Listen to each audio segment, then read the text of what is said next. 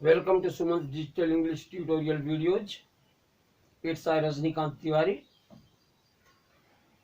I'm going to teach you today the identification of past continuous tense. So see,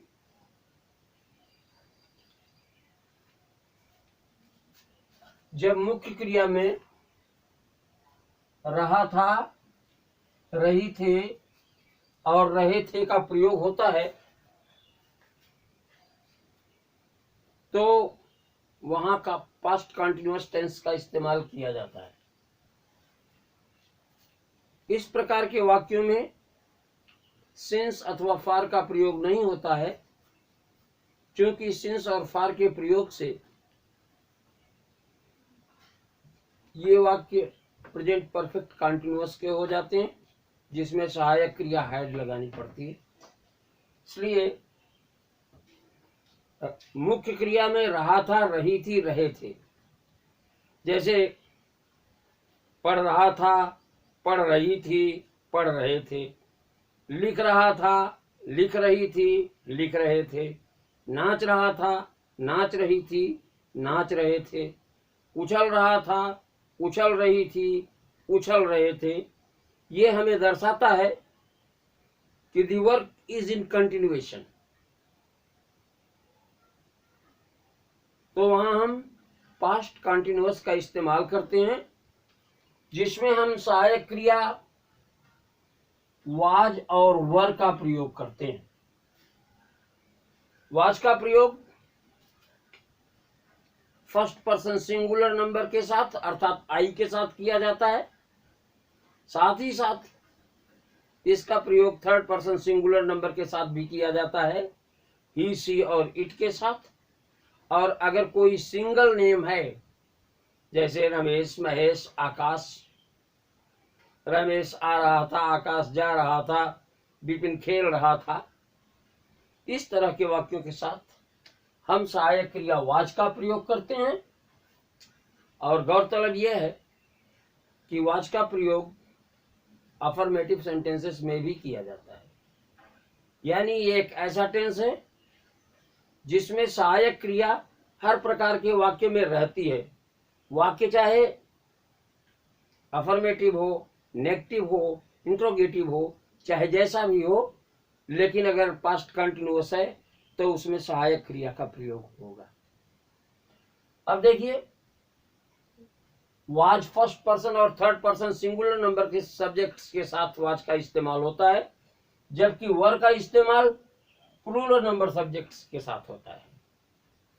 second person के साथ भी वर का इस्तेमाल होता है। तो ये रहा सहायक क्रियाओं का प्रयोग। अफर्मेटिव सेंटेंसेस को बनाने के लिए ये स्ट्रक्चर है। सबसे पहले सब्जेक्ट का प्रयोग करते हैं, फिर सहायक क्रिया वाज या वर का प्रयोग किया जाता है according to the subject. Verb की आईएनजी फॉर्म का इस्तेमाल किया जाता है। जैसे कम है तो ई हटा के आईएनजी, कमिंग, COM आईएनजी। गो है तो आईएनजी, गोइंग। बेगिन है तो BEGIN में एन आईएनजी लगता है। इसके बारे में मैं पहले आपसे चर्चा कर चुका हूं कि आईएनजी जोड़ते समय अगर लास्ट सिलेबल वावेल है और लास्ट सिलेबल कॉन्सोनेंट है और उसके पहले वाला अक्षर वावेल है और अकेले है, तो हम आईएनजी जोड़ते समय उस वावेल को रिपीट करते हैं और फिर ऑब्जेक्टिव पार्ट का प्रयोग करते हैं। Let's try to understand it with the help of some examples. उसे 8 बजे आकाश नाश्ता ग्रहण कर रहा था। अब देखिए, ग्रहण कर रहा था, इसका मतलब this action was in continuation for some time. तो यहां हम पास्ट कंटिन्यूअस टेंस का इस्तेमाल करेंगे। तो देखिए करते हैं, एट 8 o'clock, 8 बजे। आकाश थर्ड पर्सन सिंगुलर नंबर है, तो सहायक क्रिया वाज का प्रयोग होगा। तो एट 8 o'clock आकाश वाज। ग्रहण करना की अंग्रेजी है हैव, और हैव में आईएनजी लगाएंगे तो हैविंग। तो at 8 o'clock Akash was having breakfast.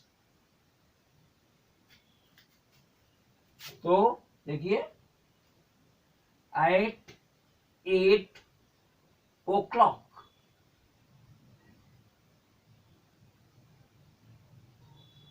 Akash was having breakfast।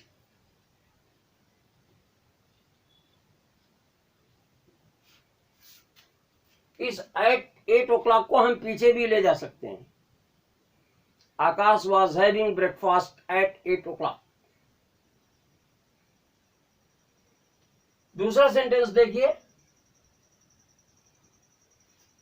जब मैंने राधा को देखा तो वह चाय बना रही थी। चाय बनाना is a long time operation. उसी के बीच में आई हैपेंड टू सी हर, मैंने उसको देख लिया। तो उसको देखना इज ए न्यू एक्शन। तो अगर किसी लॉन्ग टाइम ऑपरेशन में, लॉन्ग टाइम एक्शन में एक नया एक्शन होता है, तो वहां हम लॉन्ग टाइम एक्शन के साथ, मैंने कल यूजेज में आपको बताया था कि लॉन्ग टाइम एक्शन के साथ पास्ट कंटिन्यूअस टेंस का इस्तेमाल होता है, और नए एक्शन के साथ सिंपल पास्ट का इस्तेमाल होता है। तो देखिए, when I see Radha she was making tea। तो आप ऐसे भी कर सकते हैं कि Radha was making tea when I saw her। तो इसको दो तरह से कर सकते हैं, when I saw Radha comma she was making tea।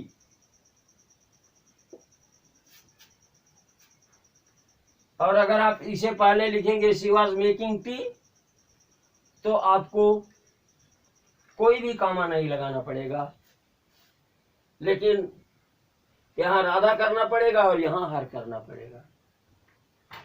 तो Radha was making tea when I saw her। आगे देखिए, यह वही बालक है जिसके विषय में मैं आपसे बात कर रहा था। तो देखिए, यह वही बालक है, यह दिस है, इज, वही बालक the boy, this is the boy.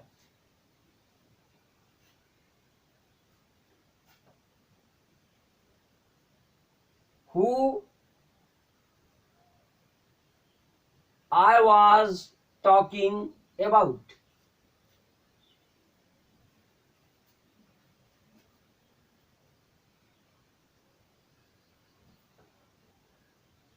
This is the boy who I was talking about.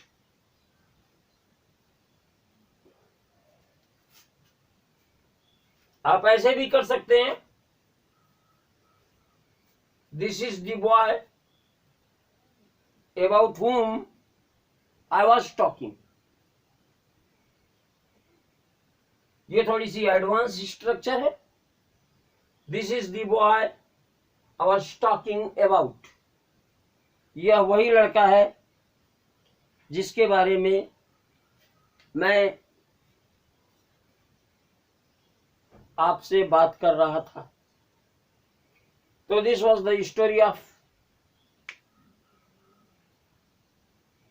past continuous tense to form affirmative sentences. Let's proceed and see how the negatives are formed in past continuous tense.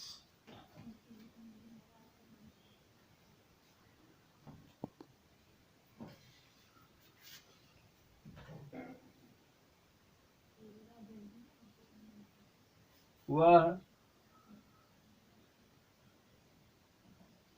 Agra से नहीं आ रही थी।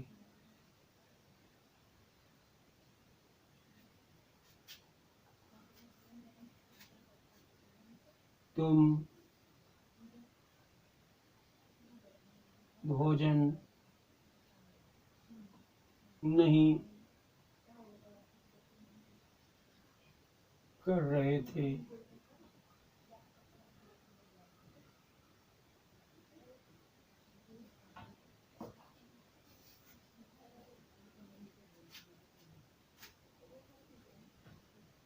हम उसे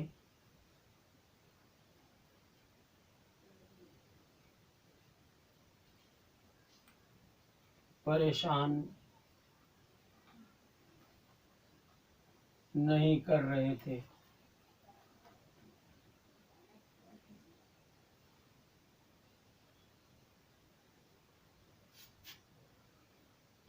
तो affirmative sentences को बनाने के लिए, सॉरी, निगेटिव सेंटेंसेस को बनाने के लिए सबसे पहले सब्जेक्ट का इस्तेमाल करते हैं, फिर वाज और वर में से कोई एक सहायक क्रिया लगाते हैं अकॉर्डिंग टू द सब्जेक्ट, फिर वर्ब के आईएनजी फॉर्म से पहले नॉट का प्रयोग करते हैं।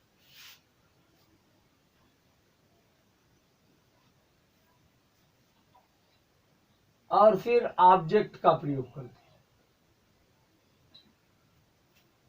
देखिए, वह आगरा से नहीं आ रही थी। वह थर्ड पर्सन सिंगुलर नंबर, आ रही थी क्रिया बता रही है कि फेमिनिन जेंडर है, तो वह के लिए हम इस्तेमाल करेंगे सी, और थर्ड पर्सन सिंगुलर नंबर है तो इसके साथ ऑक्सिलरी वाज का इस्तेमाल किया जाएगा। सी वाज नहीं आ रही थी, not coming. She was not coming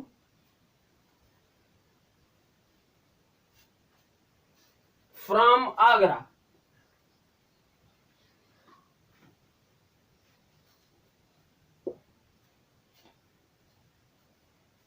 तुम भोजन नहीं कर रहे थे, सेकेंड पर्सन का सब्जेक्ट है, इसके साथ सहायक क्रिया वर का प्रयोग होगा। तो you were not eating, you were not eating, not having, not taking, कुछ भी आप लगा सकते हैं। तो you were not eating food. हम उसे परेशान नहीं कर रहे थे। हम फर्स्ट पर्सन प्लूरल नंबर है, इसलिए सहायक क्रिया वर का प्रयोग होगा। तो वी वर नॉट टीजिंग, उसे के लिए हिम और हर कुछ भी आप लगा सकते हैं। अगर मैस्कुलिन है तो हिम लगाएंगे और फेमिनिन है तो हर लगाएंगे, बेबी है तो इट लगाएंगे, तो him. We were not teasing him. I hope you must have understood. Okay, thank you.